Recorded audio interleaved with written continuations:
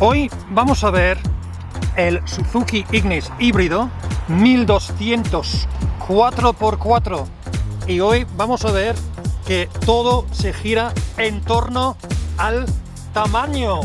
Dicen que el tamaño no importa, pero a la hora de comprar este coche sí que importa. Vamos a ver por qué.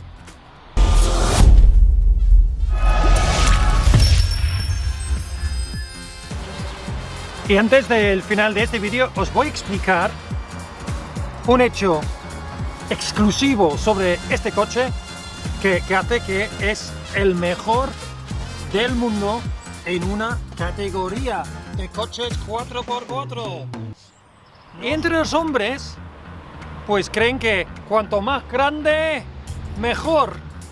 Pero entre otros dirán que cuanto más grande el coche, más pequeñico, no sé qué. No sé. Pues vamos a hablar de números y de tallas. Pues este coche pues mide 3,70 metros. Incluso entonces es uno de los coches más pequeños del mercado del segmento A.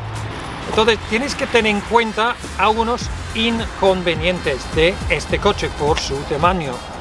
Uno de ellos es evidentemente aquí detrás. Entonces vamos a ver uno de los inconvenientes de este coche. El coche pequeño no lo vas a utilizar para hacer la mudanza de casa ni para recoger muebles en IKEA. Lo que pasa que es realmente para ciertas cosas, para la compra de la semana.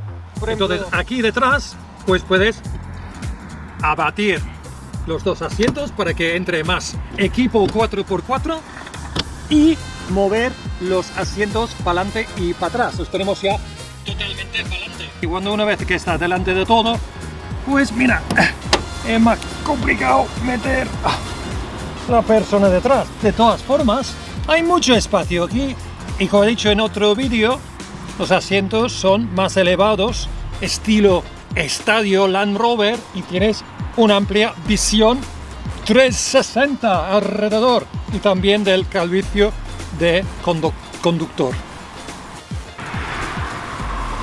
Otro inconveniente de este coche por ser tan pequeño es que no lleva rueda de recambio ni de serie ni en opción. Entonces nosotros, como hacemos 4x4 y no queremos ser un incauto como tú, pues llevamos la rueda full size, tamaño completo, aquí en el maletero. Para una persona normal, subnormal del SUV, es realmente innecesario llevar una rueda de recambio porque hay un kit de reparación. O sea, tiene su kit, tiene su inflador, compresor pequeñico. Pero si realmente quieres hacer 4x4, pues tendrás que sacrificar el pequeño maletero. ¿Qué harás tú? ¿Qué más hay de inconvenientes con este coche? Pues la verdad es que pocos, pero pueden ser importantes. Vamos a hablar de la calidad en general, sobre todo si vas a hacer 4x4. En general, tanto los plásticos como los acabados son, digamos, de calidad mediana, no son ni premium ni low cost, aunque tenéis que tener en cuenta que un Suzuki realmente es un coche por precio y tarifa low cost. No sé si realmente si estás entre una Dacia o un Suzuki, pero son de ese tipo de precio. Vale, otra cosa, si te gusta lo último en tecnología, pues no lo vas a encontrar aquí. Es un poco como Dacia Duster o Sandero, lo tiene todo, pero es un poco anticuado, en mi humilde opinión. Evidentemente, vamos a ver, por ejemplo, la pantalla. La pantalla es, mira, como muchas. Lo tengo en francés porque estoy aprendiendo francés, pero tienes para llamar y funciona muy bien, ¿vale? Luego tienes para la radio con los diferentes sintonías. Luego tienes navegador en este modelo y os hablaré de este modelo y no el otro más barato. Vale, mira, o sea, la calidad de eso, mira, otra vez. Mira, es un poco como los años 90 prácticamente. Y luego, una cosa buena es el Android Auto. Entonces, en el Android Auto tienes los apps que sí aceptan Android Auto, ¿vale? Como diferentes radios y evidentemente el mapa. Entonces puedes guiarte por el mapa de Google y no por el mapa del navegador de los años, bueno, actual, pero con diseño súper antiguo. Luego abajo tenemos climatizador en este modelo, ¿vale? Tenemos las cosas típicas, tópicas, y luego veremos el sistema 4x4. Una cosa que encontrarías en un scooter o una moto es la pantalla con la información de los sistemas del coche. Por ejemplo, aquí tenemos la info del sistema micro híbrido. Luego, economía actual, media, autonomía. Básicamente tiene todas las cosas típicas, pero en un tipo de diseño muy anticuado. Evidentemente tienen los botones, aquí la botonera en el volante. Y vamos a hablar del motor y la potencia. La potencia de este 1200 de micro híbrido pues es de solo 86 caballos. Y pues de gasolina tiene muy bajo par motor. La verdad es que se nota muchísimo cuando vas en autopista, en recuperaciones, y si vas en 4x4 lo notas aún más cuando intentas subir pendientes fuertes, pendientes empinadas con rocas y piedras, como ves en este vídeo que hemos hecho con este coche. La verdad es que se cala cada 2x3 porque tiene tracción, pero no tiene motor para seguir subiendo para arriba. Entonces esto al final puede ser una razón súper importante de no comprar este coche. Puedes ir a velocidades legales, pero si quieres hacer algo más, si te gusta hacer pues ir a más velocidades por encima del legal de 120 o 130, pues vas a sufrir básicamente. Además, no es el coche más silencioso del mundo, porque es un poco más alto de los coches normales por su categoría, y nosotros tenemos aquí los Mud Terrain, neumáticos de campo, y hace muchísimo ruido. Por eso pues he puesto el coche de vuelta y media, sacando todos los inconvenientes, pero hay muchísimos convenientes y ventajas y quizás razones para comprar este coche al final, ¿vale? Entonces, he dicho que, bueno, el motor es bastante debilucho, sin embargo, como lleva microhibridación, también lleva el deseado etiqueta emisiones eco. Lleva la etiqueta de emisiones eco. Por eso lo he dicho 2 veces. Vamos a ver más ventajas de este coche. Primero de todo, como es tan pequeño, lo puedes aparcar en casi cualquier sitio. Tiene el tamaño prácticamente de un carrito de la compra de Cabravo. Una ventaja súper importante. Luego tiene un radio de gira súper pequeño también. Lo puedes hacer tanto en la nieve, en pistas y en el parking, ¿vale? O sea, es súper interesante.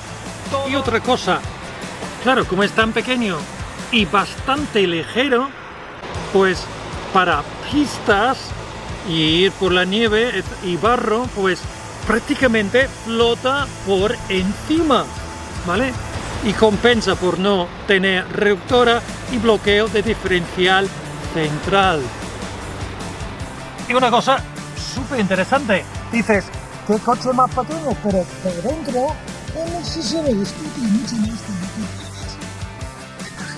Como he dicho, para atrás puedes ajustar el tamaño que tienes por los asientos, deslizándolos para adelante y para atrás. Y aquí, pues, yo soy bastante alto, tengo mucho espacio aquí para adentro. Y además, para los pies, incluso Pau Gasol podría caber aquí con sus piernas largas y luego jugar con el radiador delante, porque es un coche pequeño. O sea, por dentro hay mucho espacio, mucho más de lo que podrías imaginar, sobre todo por la plataforma Hardtech que lleva este coche. Han podido encoger el motor y dar más espacio para el interior. Y no podemos hablar de este coche sin hablar de las carreteras 4x4. En otros vídeos verás con muchísimo más detalle las cosas que he explicado que vienen de fábrica, pero son muy generosas las cuotas, por ejemplo, de los ángulos de ataque de salida también. Y evidentemente hoy estamos hablando de la versión híbrido 4x4 que en habla Suzuki es All Grip. Ese es el All Grip más básico, y para que la gente que esté todavía confusa, es un 4x4 permanente o All Wheel Drive. Eso quiere decir que como conductor tú no haces nada para cambiar el sistema, lo hace todo el coche a través de su sistema. Lo que sí que puedes hacer con este coche, porque tiene lo que se llama Grip Control. Grip Control quiere decir, tienes un botón ahí dentro que activa el control de tracción, entonces frena más activamente las ruedas que no tienen agarre, ¿vale? Y da más potencia a las ruedas que sí tienen agarre. O sea que es un sistema que funciona bastante bien, pero como verás en este vídeo que estamos viendo ahora, pues sí que tiene sus límites, sobre todo subiendo cuestas y pendientes. Llega un límite simplemente por uno, su potencia, que no tiene mucho par motor, y dos, no tiene reductora ni tiene bloqueo de diferencial central, y todo esto lo limita. Un coche tan pequeño que tú puedes subir aquí encima con un pequeño paso. Entonces, a la hora de comprar este coche, tienes, le hablo del coche de la versión 4x4, ¿vale? Que es lo único que nos importa en Easy 4x4. Tienes el GLE, que es la versión básica, y GLX, que es esta versión, que es la versión premium. No puedes pedir opciones y accesorios. Es este o el otro, ¿vale? Entonces, si quieres tener control de crucero, si quieres también tener clima para adentro, si tú quieres además lunas eléctricos ahí detrás, y además quieres GPS o navegador de serie, para hablar de unos ejemplos, tienes que comprar sí o sí la versión GLX. ¿Cuál es la diferencia de precio entre tener control de tracción y no control? ¿Vale? Pues la diferencia son unos 1.100, 1.200 euros, según el concesionario, ¿vale? Incluso la pintura, yo creo que es el único que puedes pagar un poco más. Yo recomiendo la única opción que realmente es de campo, que es este verde kaki, ¿vale? No cacano, kaki, que es perfecto para este coche. En cuanto a consumos, cuando haces off-road vas a llegar a unos 7 litros por 100. Sin embargo, en unos foros la gente dice, la gente normal llega a tener unos de, dicen, 4,5 a 5 litros por 10. Entonces, bueno, hemos hecho un repasito de la cosa buena y la cosa mala y las cosas normales. Y ahora tú tienes que decidir si este coche es para ti o no. Hay cosas innegociables y dices, pues ya está, paso completamente, no voy a cambiar de coche.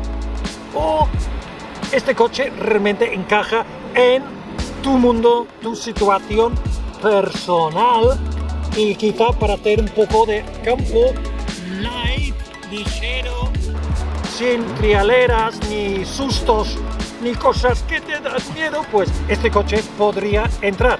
Y como decía, hay una cosa exclusiva de este coche. Este coche mismo es el coche 4x4 más pequeño del mundo que tú puedes comprar nuevo en un concesionario en España, en casi todos los países de Europa, menos Alemania, donde tú puedes comprar todavía la última versión del Lada Niva.